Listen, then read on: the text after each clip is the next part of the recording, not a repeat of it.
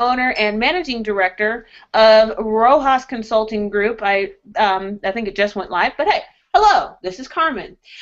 Today we have the awesome pleasure to continue in our entrepreneurial series with Stephanie Sims. The last series, which we'll post the link to anybody that would want to see those, we focused on finance. This series, we're going to be focusing more on marketing.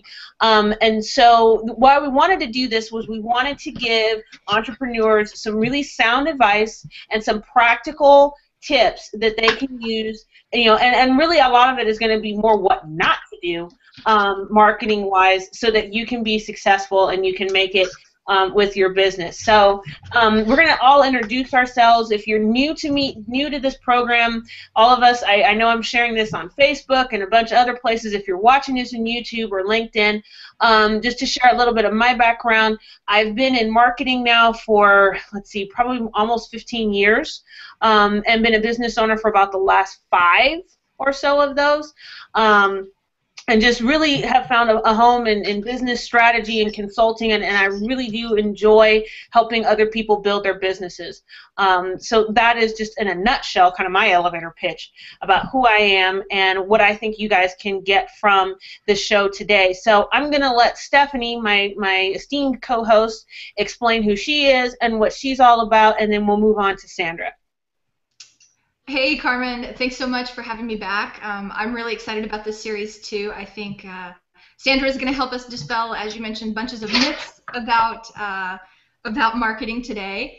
And I'm the founder of Financeability, which is a new way of measuring the value of your business. And I really believe that that's a place where business owners, as Carmen mentioned, sometimes get off track.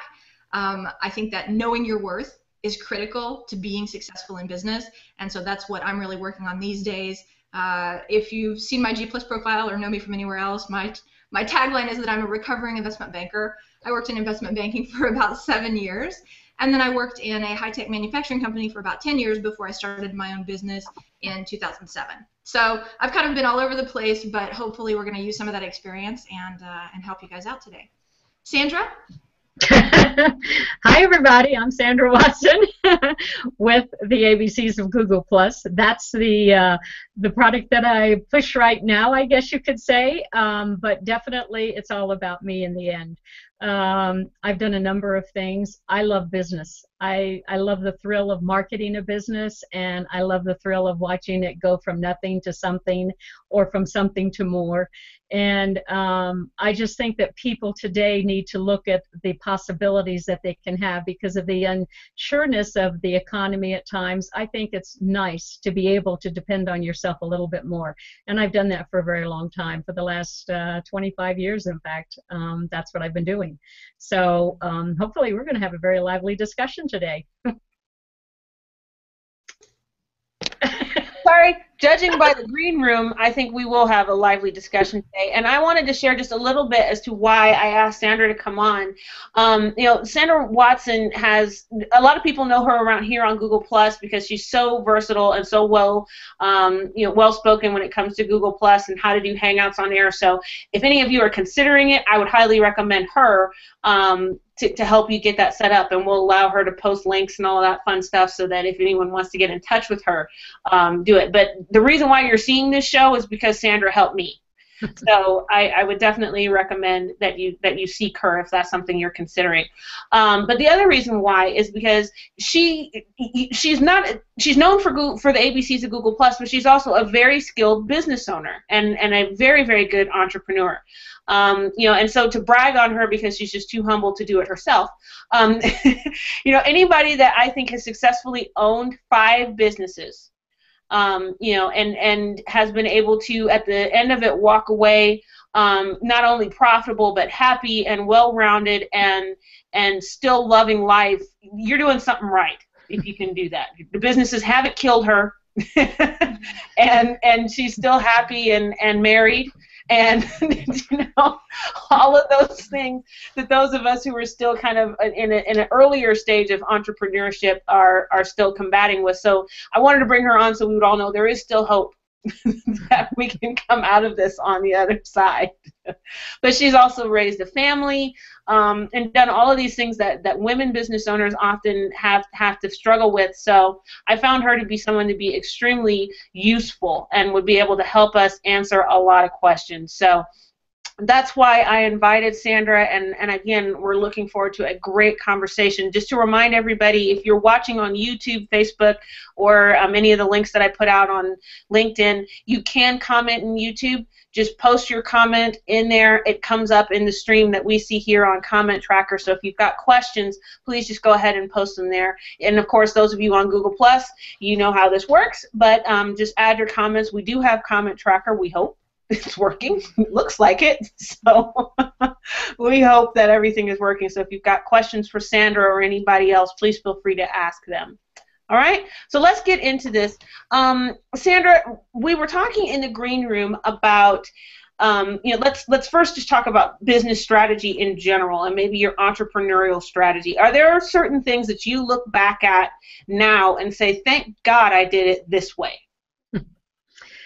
Well, I can tell you one thing that I did that I had in common with every business, and that is that I had a fire in my belly that I could do it better.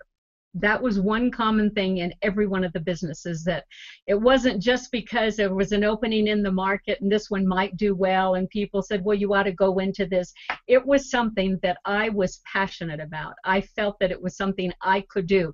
I never went into it either with the idea that I was going to make $1 billion in the beginning. The money was secondary to the passion and accomplishing something for the public or another business. I had, of my businesses, 3 of them were business to business, and then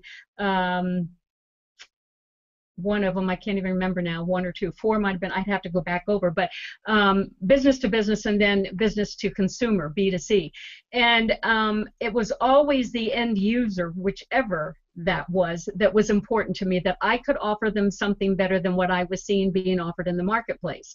And even the other thing was, I never worried about the competition. That was the second thing. I looked at the competition to see what was out there, but I never took that into consideration when I was putting together my planning or anything. That was way, way off to the side. I wanted me to be important in my mind. So I had a passion for it. I wasn't concerned about the competition and how I was going to accomplish it. That was the other thing. And I usually went through a period of time, depending on which business it was, how long before I actually started it, before I had the passion begin. Like with the spa that I started, for 2 years, I had this passion in my belly, and I had these thoughts running through my mind. What was I going to do with it? What was I going to name it? How was I going to do it? But it wasn't until 2 years, there was one period, and it was actually my husband who said, okay, you're either going to do this or you're going to forget about it. I'm tired of you collecting things and putting them in storage. So I said, okay, this is what I'm going to do. I'm going to have a garage sale. If I can sell everything this weekend at the garage sale, there's not going to be a business. I'll give it up.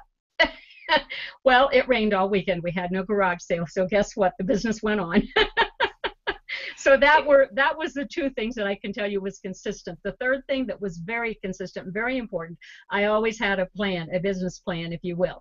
I had the plan of what we were going to do. I mean, where it's going to be, how it's going to be, you can't always determine that up front. But I knew my cost of goods. I knew how much I had to make on each sale, and I laid that all out for the first year. I had 2 years, but the first year is what I concentrated on. And generally, the first couple of months were my most prime thing. If I do this, if I do this, if I do this, then this will happen. If I do this, then this will happen. So I had something in front of me to look at all the time. And I would sit and look at those figures all the time. Okay, I know I can make money on this business, because if I can't make money at it, I shouldn't be doing it. If there was no way to make money, if I had to wait 5 years, which a lot of people do, they go into business, say, I'm not going to make money. They have millions of dollars, they have investors, they have that ability. But as a small one owner, woman owned especially, I had to make the money. I didn't have that kind of leverage. So I'm talking from my viewpoint, not for somebody else. I didn't have the ability to wait a year or 2. I didn't want to have something I had to put money into for a long time before I would start seeing a return on my investment. I wanted a return on my investment in that first year. Well, and that's an interesting point, Sandra, because I do think that a lot of business owners, there's there's a lot of negative information out there because it's true that many businesses fail. It's true that many business owners struggle. Ken Manessi the other day I was listening to him, and he mentioned that, you know, I think the average small business owner earns something like $50,000 a year in revenue, right? If they're lucky. Right. You know, and so it's, you know, it can be depressing, but I think that the part of what happens is when you let that be what you expect, that's what you get, right? If you put it out there and you say, well, okay, the first year is going to be really hard and it's totally normal that I lose money, and the second year maybe I'll make something, it sets an expectation and it really sets an intention for yourself. So I love what you said about seeing it as an investment, both of your time and your money, and wanting to get that investment back as quickly as possible. Exactly, and I agree. I think it gives people an excuse to fail. You know what I mean? It's almost like, you know, I don't have to worry about the first year because, you know, if I have a loss, that was part of the plan, and so I knew that was going to happen. And I'm like, really? That was never an option in my mind. To begin with, I didn't go into it with the idea that I was ever going to fail. I always went into it with the idea this is going to be a success. And I didn't worry about what other people would say. It was what was important to me. I knew that I wanted to be successful at it. And in order to be successful, I mean, if I was in business for myself and we were raising family, we had children, you know, all kinds of things, just like anybody else listening probably has, you have expenses. I was not in a position to let it not make money or I have to go get a job. And I didn't want this to be a job. And that was the other thing I learned early on. I never looked at owning a business as just another way to have a job that I was in control of. This was something that I looked at that I could sell at some point. I never looked at it as my lifetime career. This is what I was going to do the rest of my life, because I thought, wow, if I could sell this and make more money on it and go start something else, because in my belly I knew I might get bored with it at some time, and certainly the past has proven I like different things. And it was the idea that don't put me in a cage. I don't want to do that. I may not want to do this the rest of my life. I want to be able to go on vacations. I want to be able to do other things. So therefore, I would at some point have to depend on someone else. So from the very beginning, I always pretended this business belonged to someone else, and I was making it grow for them, and that they were going to sell it, and I would be out of a job. Well, that's a great point, because I do think that, unfortunately, again, with all the nasty statistics and all the bad things we hear, people see it as a job. They don't see it as, I have a responsibility to maximize a return on my investment. They're like, well, I got laid off, for example, which happens to a lot of people. I'll just go into business for myself and it'll be my job. And I think you're right. The distinction between being an owner and being an employee is huge. Now, something that you mentioned early on that was really interesting to me is that you said that you knew, you know, you had already kind of decided what products or services you were going to sell, and you knew how much money you needed to make on those. Does that mean that you'd done a lot of market research, or you'd been in contact with a lot of customers prior to opening the business, or, you know, kind of you knew the industry well enough to make those assumptions? Well, for instance, in printing, I certainly knew I had been in sales a little bit, so I was aware of what was going on in the industry. I also knew cost of goods because I had been working at other places that I had been involved in management with, so I was aware of what the industry was allowed to do or not to do.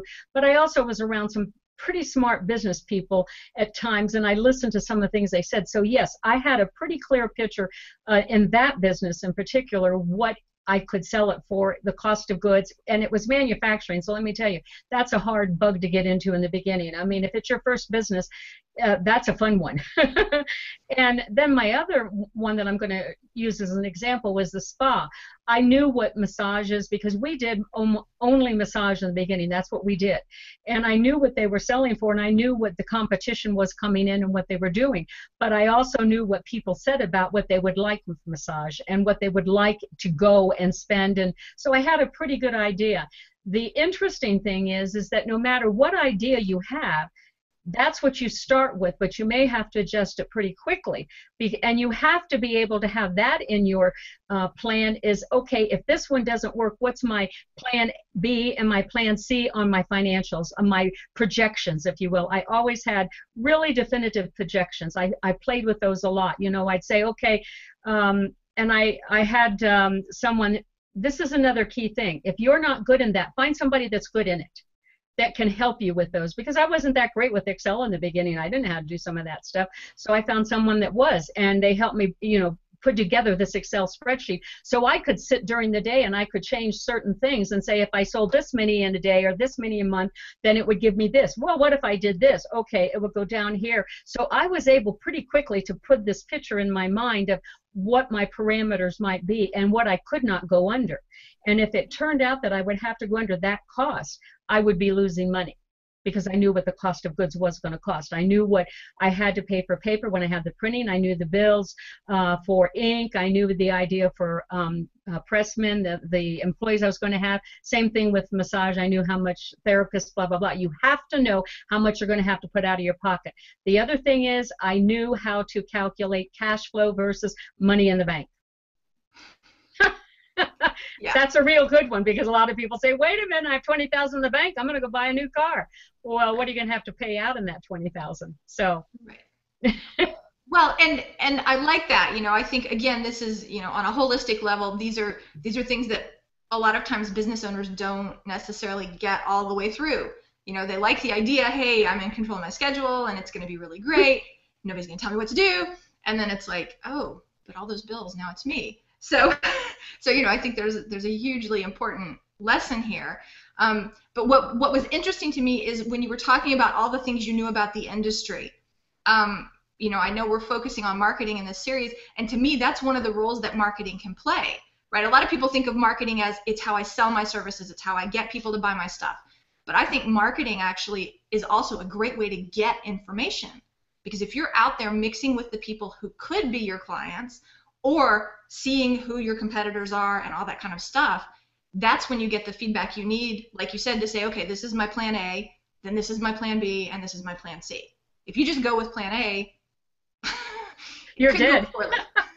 Well, and I think, just to jump in there a little bit, marketing to me is the best way to find out about your customers. If you pay attention to your marketing, particularly in the early stages, you can find out so many things about what your customers like and don't like, and why they don't like it, and when they like it and when they don't like it. I mean, there's all kinds of things that you can find out that you can apply to the actual product or service and make things make sense. If all you think about of marketing is it's how I get customers, then you're missing, like, I would say, the majority of the picture of what marketing does. And marketing can help you create a better product or service if you're doing it right. Well, I wrote down 3 key things for what is a good picture of what marketing is. Number 1, it's goals. Number 2, it's strategy. And number 3, it's the tactics. Mm-hmm. So it's all 3 of those, which fall into everything that you guys have just said. Go ahead and expand, though. Well, that would be a long time. I mean, your goals would be your business plan. I mean, let's talk about that, which would fall into strategy also. What is the goal of the business? Is it to make $1 million? Is it to make $1 billion? Is it to find an investor to come in with you and to expand it? You have to know what the goals of that business are in the beginning. And if you do not create a business with an end strategy in the very beginning, an end goal, then you also are doing yourself a disfavor. Do you want to own this business for the rest of your life and turn it over to your children? Do you want to own this business to be able to sell? Do you want to own this business for whatever reason? That is something that you want to know as your first goal, if you will, which you could also call a strategy, but you're going to turn it into strategy once you know that goal. What is it? Is it for the customer, or is it for your own self-gratification? Is your customer the end goal of what you're doing, or is it because you have this passion and you just want to see it through? And it doesn't make any difference what the customer's saying. Okay, these are things you have to figure out, because once you start looking at those goals, you might change how you're going to do your strategy, and if your goals need to be changed.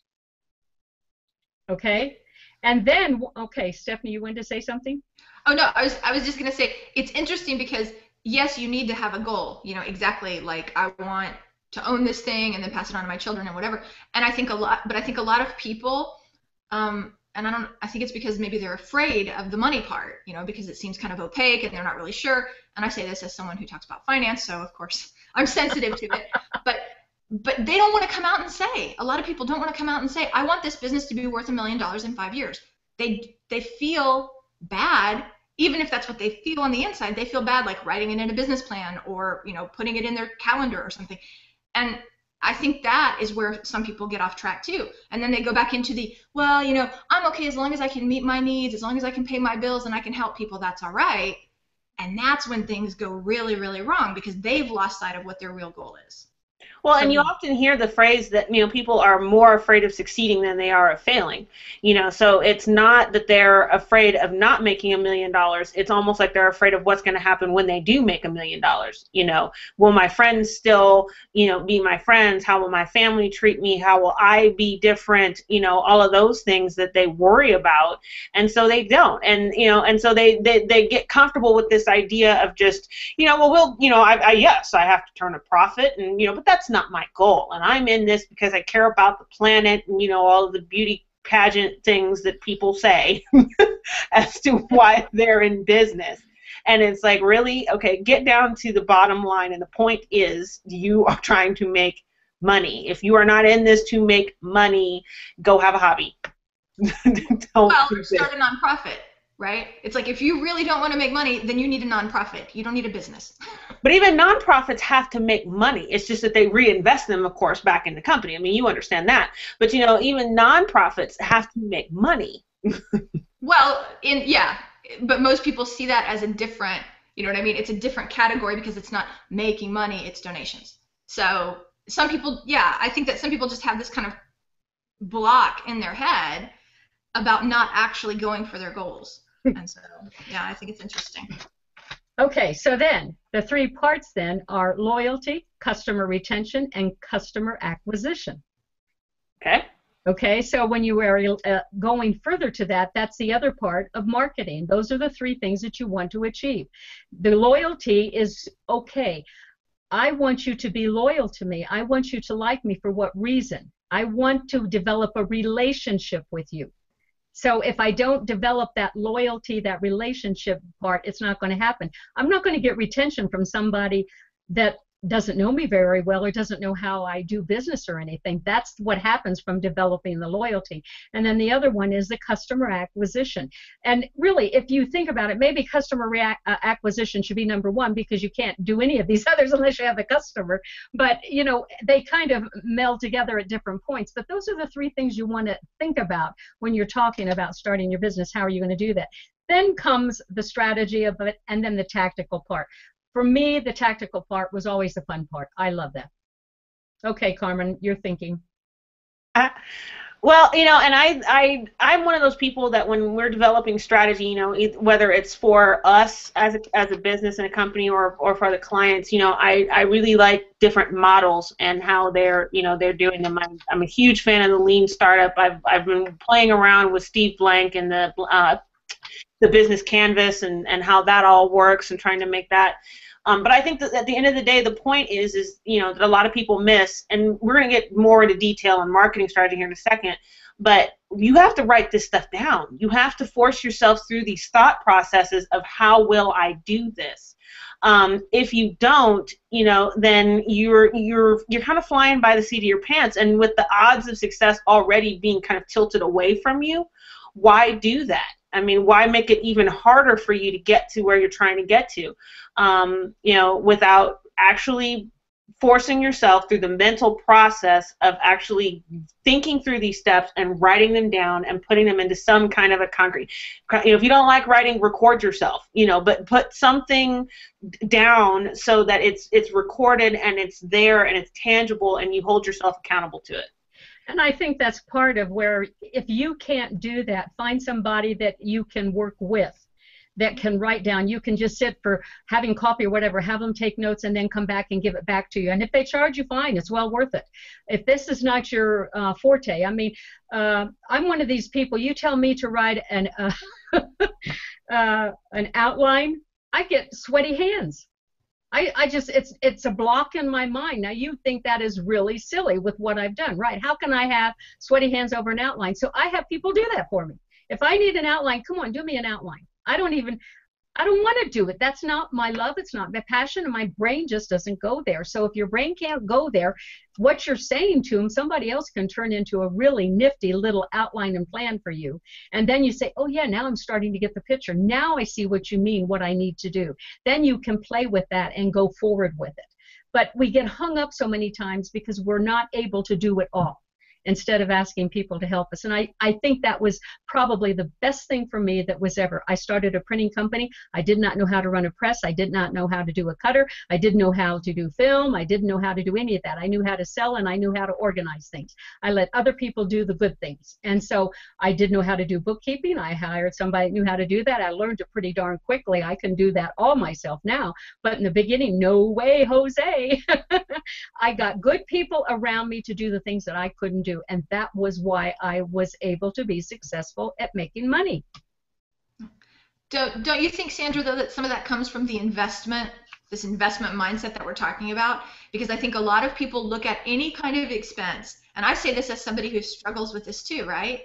As soon as you have to write a check, or as soon as you have to pay something with your credit card as an entrepreneur, you're like, oh my God, that's going to cause a panic attack. I'm spending money I don't have. And well, you have to be willing to spend money to make money. If you can't do that, if you are of the mindset that your money has to make money every time you put it out there somehow, you're probably going to have a little bit of a problem. May not be the time for you to start it, because there is a risk in there. Right. Well, and again, this is where you have to do some work on yourself, but this is where having a good plan can also help you, because if what you say is, I made my plan and I know that, it's going to take me 6 months, for example, to get to break even. And so to get to break even, it's going to cost me, $20,000, and I can put that money in. And then I know that as I'm spending, it's not more than I thought. That can help people be more comfortable, rather than going into their bank account, which I see a lot of people doing. They're running their business out of their personal bank account. And what happens is, when they make decisions and they're spending on the business side, it has 100% to do with what's in the bank on the personal side, and not with what's right for their business. That's a good point. And the thing that I would add to that, though, once you do open that business and you get going and you're doing it, excuse me, there are going to be many times that it isn't going to make any difference how much planning you've done and everything. Something comes up that is going to take you over the limit. You may have to borrow. You may have to do something to get you through that. And there's no other way around it other than maybe finding an investor or, second mortgage or whatever. I mean, there's any number of horrible things that could happen that you can't plan on. When I started my spa, for instance, I had a certain amount of tens of thousands of dollars to spend to get this thing going, to do all the remodeling, everything. We were right on budget with everything. Everything was beautiful. It was all perfect. We opened up. I did all of my marketing in the beginning, and the first 2 months were a disaster.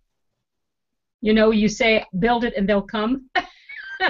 And you do the right marketing, it'll happen. No. So I'm talking about, what are you going to do then with that mindset? And that's one of those things that is going to happen. It just does.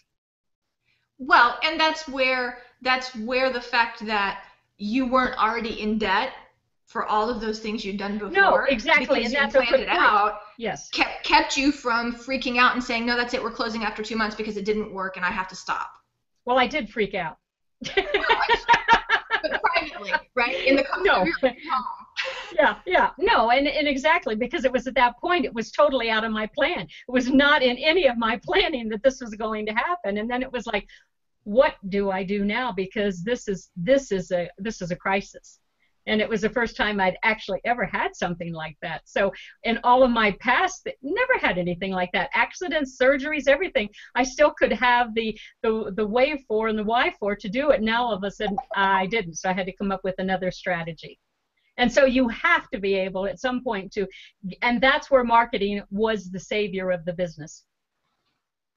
Well, I wanted to just real quick give a shout out to, I believe it's, how do you pronounce it, Yassine? Yassine. Yasin is in the audience. Hey there. And he's definitely cheering you on out there. He's got several comments. We won't bring them all up, but definitely agreeing with the things that you're saying. So thank you so much for watching, and we're so pleased that you're out there in the audience. Keep up the good work. But I wanted to add, I've been in a bit of a discussion on one of the Facebook groups that I'm in, and one of the things that they're discussing is this idea of, I think the larger concept is, when do you pay for marketing?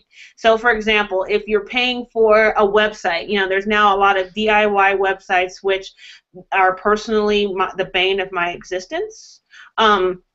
But, there are people that swear by them and think that they're fantastic and great and all of that good stuff. So, again, I think it comes down to the bigger question of, when do you pay for something? When, and I wanted to ask you, Sandra, what worked for you? When did you make the decision that that's not my specialty, I'm going to pay for that rather than deal with it? Well, for me personally, what I've always done is look at, is this something that is direly essential to the success of the business, number one. If it's direly essential to the success and I can't do it, then I'm going to spend the money on it. And when you're talking about, are you talking about advertising now, or are you talking about other things? Well, I think we will get a little more specific into advertising. Well, you brought that up. I just wanted to, okay. So I'm just talking about anything in general. What do I buy at? The website, if you're going to be doing something that you absolutely, without it, you cannot survive, then by golly, you better get somebody that knows what they're doing, be considerate of the money, check around, don't just get the first person, find out who's going to work with you on it and give you a budget. Tell them, look, this is a budget. If you feel you can't give me an A+ 100% website with this budget that I have, I understand. You have your business. I don't want you going into a problem, so I'll look elsewhere. It's that simple. Be honest with people. Tell them what you need, and then go on. But yes, if it's going to be the difference between you being successful, then you better buy it out. Like when I bought my presses and whatever for my business, I got a fire sale on what I got. Yes, I got dead roaches and I got paint that was no good, but I only paid $500 for it. I knew I was going to have to go beyond that, but I got the basis, the beginning of what I needed. Then I would go further and spend on what I needed. What did I need to make it successful? I had to buy those out pretty darn quickly, or I would have no business. So, do I need an accountant? Yes, I can't do it. I better get an accountant in there. Do I need an attorney in the very beginning, depending on what kind of things could or could not go wrong? In this day and age, I think you should always have an attorney and pay and have them help you in the beginning for some of the things that you will never think about. And so there are professional services. There's a number of things that you probably are going to have to buy out in the very beginning. And if you try to do it all yourself, you're going to be exhausted. You're not going to want to do it. Most people don't have the fortitude because it's all so brand new. It's like, how much more can I take? Well, you better be able to take a lot more than what you think you have right now, because it's going to be coming. So buy out what you feel you absolutely can't take. It's going to cause you to have a stress attack or maybe even a nervous breakdown. Don't do it. Buy it out and get somebody to help you with it. It's worth the money. Well, and one of the things I think has happened I say recently, but it's probably within like the last 15 years, 10, 15 years of marketing, is that you now have more of the DIY stuff. It's not just websites, it's social media. It's, all of these other things that people think that they can handle on their own. And I'm not knocking anybody who wants to give it a shot, but I'm here to tell you that these things, if it is your, like she said, like Sandra said, if this is the path to success for you, you can't risk screwing it up. And you can't risk the learning curve that it takes to know how to do it. So if, for example, you are an e-commerce business and your business depends on traffic to your website, then having somebody, paying somebody to build you the website, number one, possibly paying somebody for, and or some SEO and, some search things and, and potentially even some social media assistance, because it's just that important. And it really should be a part of the plan. Yes, in theory, technically, you can do it by yourself. Will you be successful at the end? Again, you're tilting the odds even further away from you. I'm not saying you can't do it, but you just make it even harder to get there. Well, I always tell everybody, I can do anything I set my mind to. Any of us can. Let me tell you, if you put your mind to it, you can do it. However, what condition will you be on the other side, and is it worth it? So if I have to learn everything to make a website, do I have to learn design? Do I have to learn SEO? Do I have to learn HTML? Do I have to learn all the other coding and everything? Do I have time to do that to get this done to make it work? And what condition will I be at? Do I have children at home? Are they going to be willing to give up and not have a mom or a dad around for the next 10 years or 5 years or 24, whatever it's going to take for me to learn this stuff and to do it? The answer is you're the only one that can determine that. But what you said is the real key thing. It's going to tilt it in the wrong direction for success. And is it worth it to take that risk when you are putting your heart and soul and your money behind this business? Yeah, and something else that's interesting is this notion of the highest and best use of your time. Which again, as entrepreneurs, we don't really want to accept because we feel like, yeah, we have to do it all. But the truth is there are things that you are probably the only person in your business that can do that. You need to free up as much time to do those things because those are the things, whether it's developing a new product, whether it's deciding on a new way to approach clients, or maybe it's analyzing the data to try to understand why you're not getting the kind of customer retention you want. There's something that you really are great at, more than one, but those things are where you need to spend your time. And so the money you spend to have someone else do these other things is not only an investment in that thing they're doing, it's also an investment in you being able to move your business forward faster because you're not focusing on that. Exactly. Very good. And I would just, am I muted? Okay, there, it didn't went away. Not to tell people to run blindly out and invest in marketing things. You don't want to hire a super expensive social media person, or a lot of businesses don't need a $10,000 website to get started with. You really don't.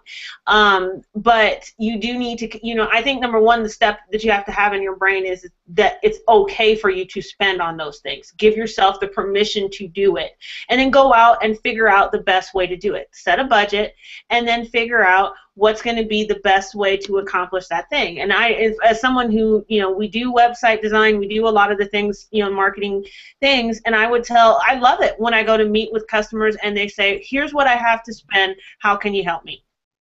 And it's just much less painful, and I think it's almost like part of like a cat and mouse game where it's like, if I don't tell you how much, then you'll cut me the lowest deal possible.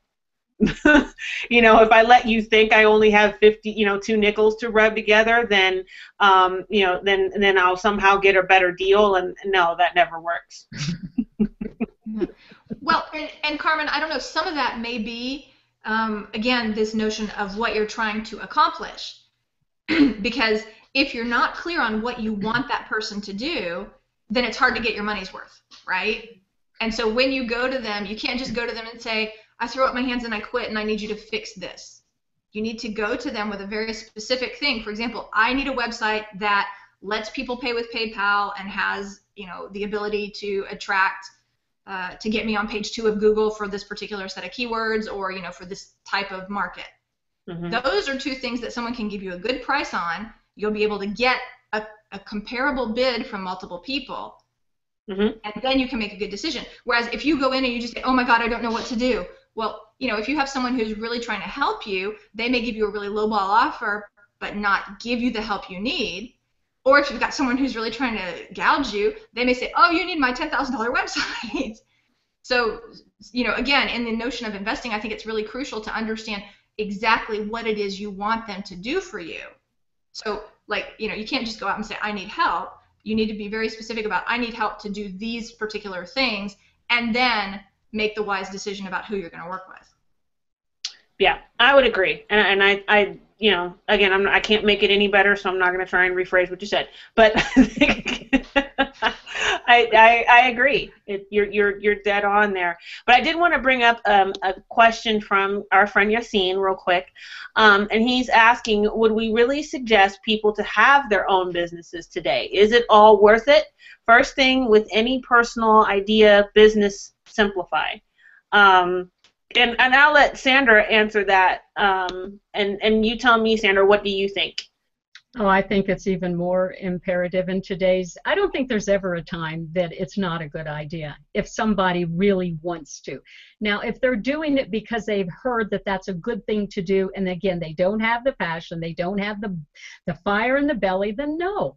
Then look at what else you would want to do to bring in the income into your family, because it is a personality, in my opinion. I don't think I can train you to be a risk taker if you're not already that way. And being in business is a sense of risk. So there's certain personalities that will never do well in business, and we might be encouraging them to do something that could cause them to have major mental problems. So it's not for everybody. It's for certain people. Just like being an astronaut is not for everybody, or being a fireman is not for everybody. I consider this a type of oh gosh, occupation, if you will. I mean, entrepreneurship it's a mindset that people have. And you know, do you know you have it? I'll tell you, I think in the beginning I probably was an accidental entrepreneur. I didn't know I had that ability, although when I look back on my life at the things that I did from young adulthood into when I got into it, yeah, I had those traits, so it was not unusual. But not until I got into healthcare did I realize, wait, I'm like a caged tiger. I can't do that. So you have to look at your personality, and then, yes, then you can make a decision. Now, simplify, always simplify, simplify. That's my whole thing with life. Make it simple. Make it as simple as possible. If you can have a conference room with a card table and 2 chairs in the beginning and not overexpend yourself, and it still does the job, do it, darn it. Simplify it until you need the next thing. You don't have to have that big conference table with the speakerphone in the center to impress everybody. You know, I found out something interesting. The more complicated the business got at times, the more cautious sometimes customers were of what was going on. It's like, you don't really need me. You're too successful. Because as you grow, people grow with you. They want to feel a part of what you're doing. They want to feel like they're contributing something. So there's a whole nother side to that. Simplify it and know where you're going. Know what your customers are expecting of you. So Yasin's totally correct on that. I think keeping it simple is the best thing you can do. And Stephanie, would you suggest that people have their own business today, being our financial expert? Well, that's kind of a loaded question, right? Because everybody's situation is different. I think that Sandra is right to a certain extent that there are people for whom the stress of owning their own business is probably too much. And it doesn't mean that it's too much forever. It may just mean that it's too much for right now because, for example, you know, they've got 17-year-old twins who are going to college next year, and their choice is I need to start my business or I send my kids to college. Well, that's not putting yourself in a good place to make rational decisions, right? That's, you know, asking for a lot of trouble. I think that you need to be aware of why you want to start a business, and if you don't have a reason other than it's as good a way to make money as any other, then now is probably not the right time for you.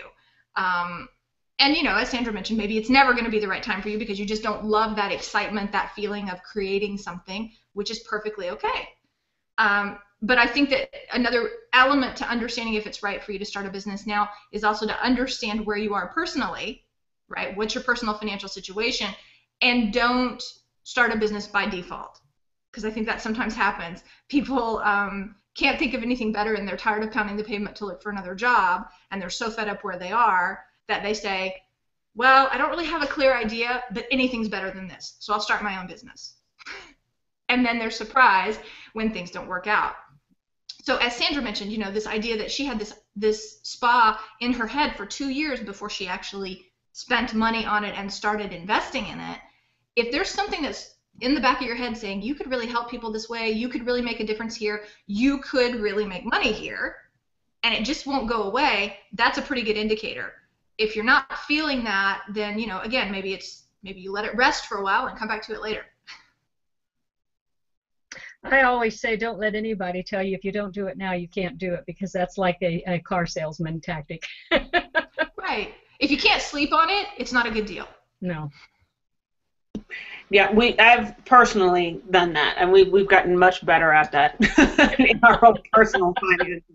Yeah, we might decide we want to buy a new car, but we're not doing it today. So we're going to sleep on it, and if it still makes sense in the morning, then perhaps we'll give it some more thought.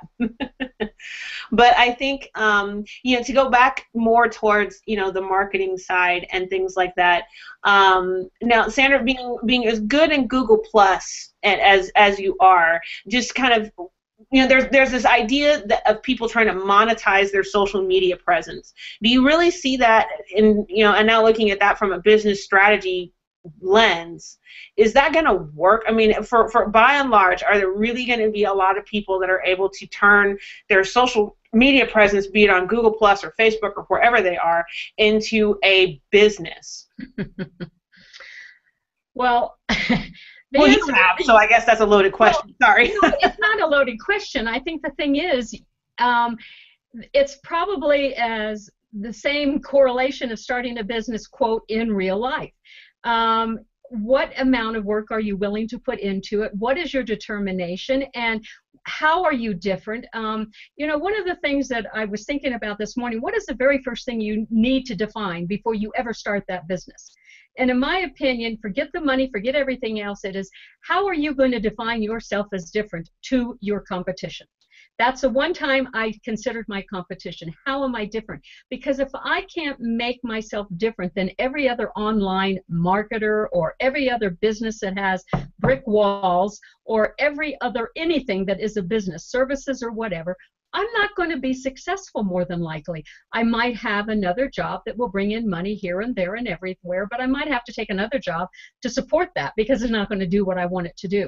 So if you are looking at an online presence and turning that into a business, then you have to know how you're going to do it differently than other people and how other people are going to respond to that. It's like when I had the printing company.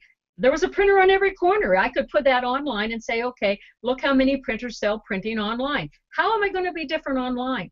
Well, it took me a number of months to determine, but one day it just finally dawned on me.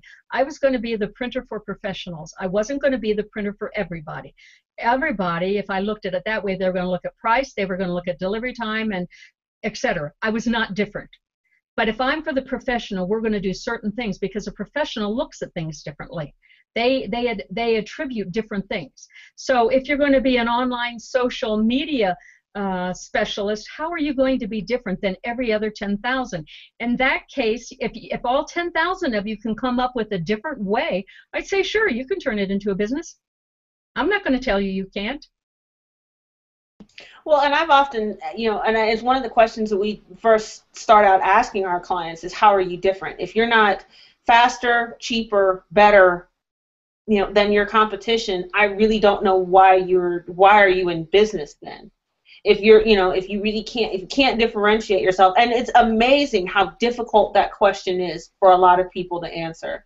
We have clients that we've had for years now, and still they struggle with that. And perhaps they may have gotten into the business for all the wrong reasons in the beginning. But when you ask them, how are you different? What makes you better? Like I said, better, faster, cheaper than your competition, and they can't answer it. Well, and do you think some of that, Carmen, is where getting feedback from your existing clients, seeing what your competition is doing through some of those activities, can help them? Do you think it's maybe that they're not getting enough information so that they can see how that value is perceived by others?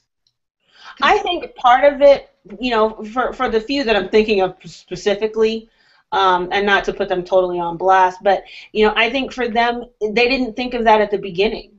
You know what I mean? It wasn't at the beginning of starting the business. I went to college, I got XYZ degree or certification, and I didn't want to do it the mainstream way, so I started my own business. And like you said, that's not really a good reason to get into business. And then they've been in business now for 20 years, and they've had periods of profit and whatnot, and so they're able to, cover our expenses, and we work with them to try and help them out. But, because they didn't identify it at the beginning, as to what was their key differentiator, or you call it your value proposition when we talk about website building and things like that. But if they didn't have a good key differentiator at the very beginning, and it really has to be, you really have to give it some thought. We get a lot of people that'll just say, well, we have better customer service. Well, who's going to say I have bad customer service? Well, and that's a given in business. That is not a distinction. Everybody No, it's not. They expect good pricing, good customer service, and that you're going to deliver on time, whatever it is. You're going to be, faithful, right. like old dog Trey. Right. That's not a competitive advantage anymore. It used to be. No. But it's not anymore. Now, I guess my question, Carmen, was more in the sense of, if you've been in business for 20 years and you keep getting clients, or you have some clients who come back, there must be something you're doing right. And so wouldn't it make sense to maybe talk to those clients either through a survey or through some kind of social media engagement to find out what your clients see as the reason they do business with you, so that then you might get a better perspective on it and be able to go out and say, oh, so they all see me as, I don't know, the guy who brings donuts, or the girl that never charges a rush fee, or whatever their clients perceive as their unique selling proposition, so that at least then they can amplify it and have something to attract more of those clients. Well, and this is a great segue back to what marketing does, is that marketing can tell you those things. If I know what, if you have years of history, for example, when we sold, when I sold this pen, on this website, and this was the marketing message behind it, this is how many units I sold. But when I changed the message, and maybe now I've marketed this pen specifically to business owners who wear gray suits because it looks really good with the gray suit, that made sense. So now I know that my customer values their appearance.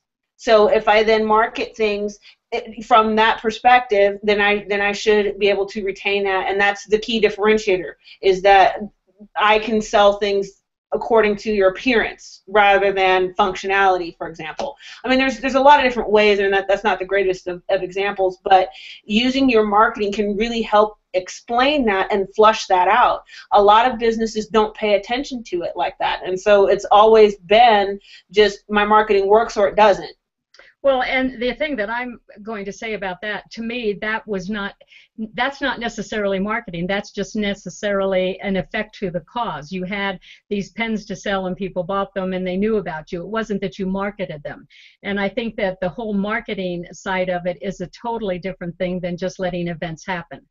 I think it's where you're starting an action from it. Doesn't sound like these people actually were doing marketing strategy. It just, people maybe talked about them or whatever, and some people would say, well, that's my marketing strategy, word of mouth. Okay, well, you're going to have something, some kind of a marketing plan to get that going bigger and better. Yeah, you can stay around for 20 years, and let's say they're the only people in town that are selling that pen. So right away then they don't even have to in their mind market or do anything, because people are just going to say, well, you can go there and you can get it. There are some businesses that just naturally are the only one around that do what they do, and they don't even need to look at marketing, and then someday they wake up and say, well, I don't know how I'm different. They've been doing it maybe for 10 years, 5 years, whatever, but it's just by the matter that they were there. And so nothing marketing-wise was really come upon. So I think that marketing strategy and marketing is so much more than that. I mean, marketing without without marketing, you're, especially as a small business owner, you get into B2C, for instance. I can't tell you the number of small businesses that I talk to, because after I closed down, I did some consulting business, and I'd go in and say, I can tell you things I can give you right up front that are going to increase your sales and your profit. Well, I don't have money for marketing right now.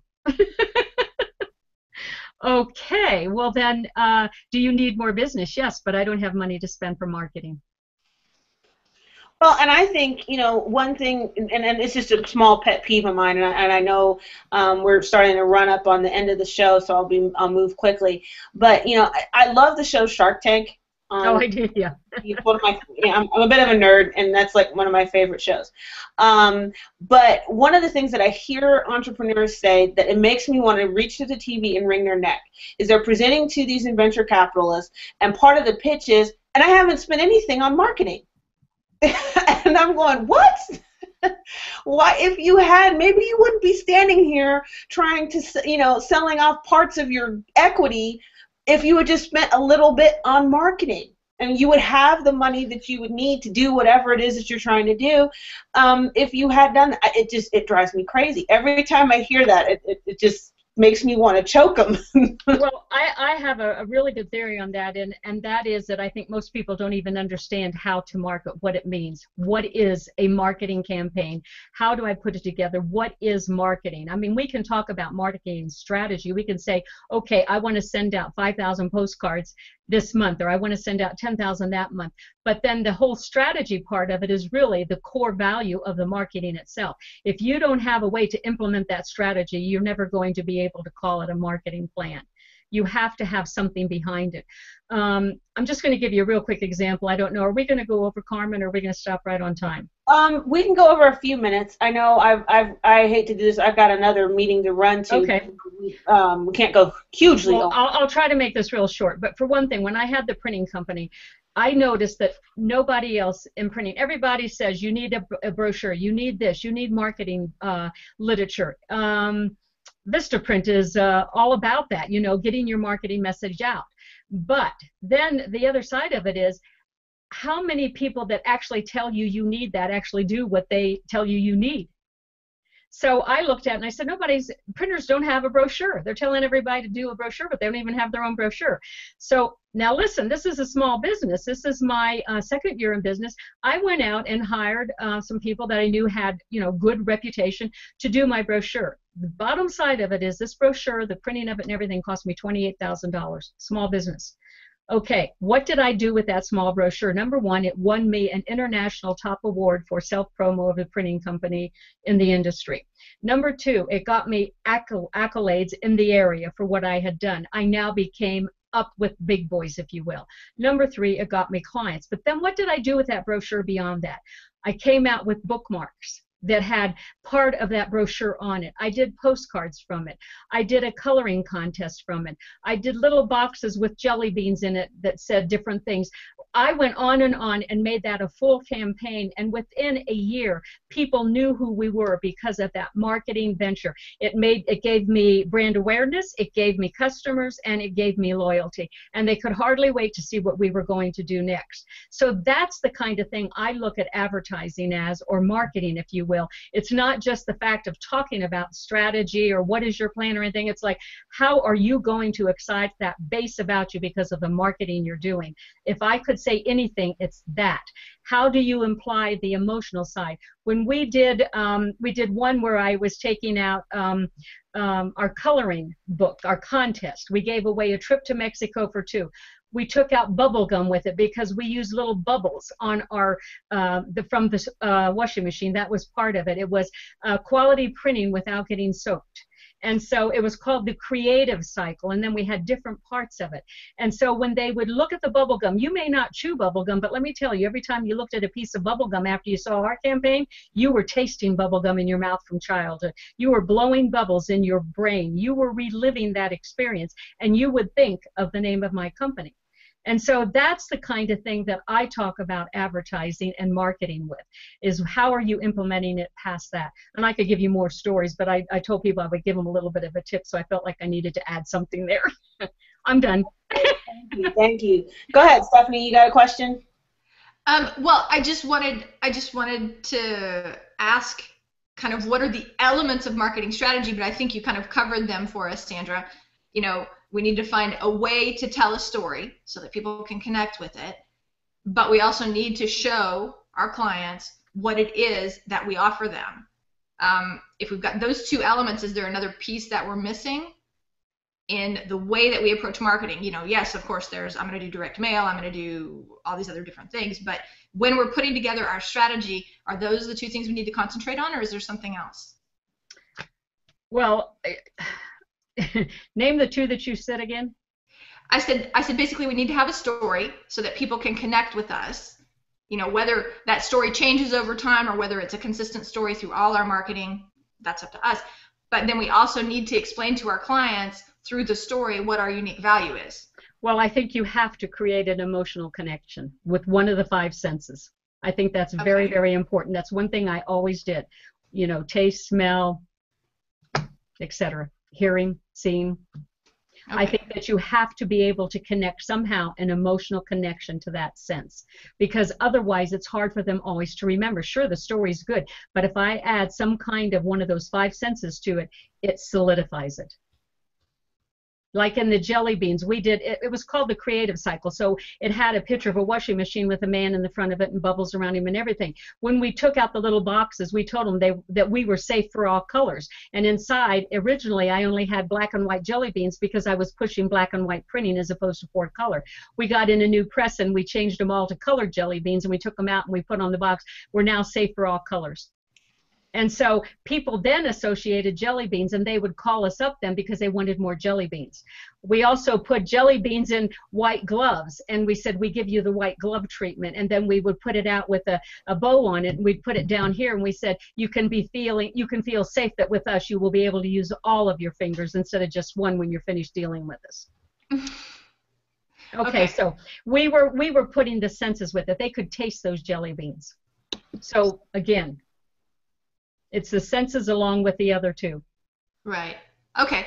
Yeah. And I think that some of that has to come from what you know about your clients, right? Because the reason it was so important for them to keep their fingers is because they felt like they got their, yes, you know, yes, because that was your value proposition, right? Everybody else tries to soak you or tries to cut your fingers off. If you know the pain point of the industry, so to speak, whatever it is, what is something that continually most people will say they have a problem with, they'd like to see it solved, then you don't even have to know necessarily your client. You know that clients that are in this are going to have this issue, and we knew that, so that was one of the reasons.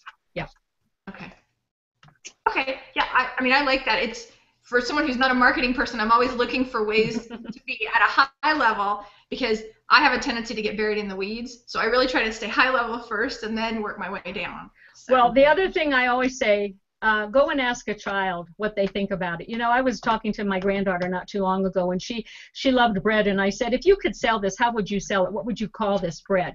Because she just loved this bread. And she said, her name's Taylor. She said, I'd call it Taylor's Yummy Bread. And I thought, you know, why don't we ask children more about how would you promote this? What would you do with this? Give them an obstacle and say, you know, how would you tell your friends about this? The simplest things you can turn into the best campaign, the best marketing strategy. That's brilliant. That's really brilliant. Well, one last thing, you know, we've got Leland out in the audience, and Yassine has stuck with us. There's a couple of questions that I don't think we got to.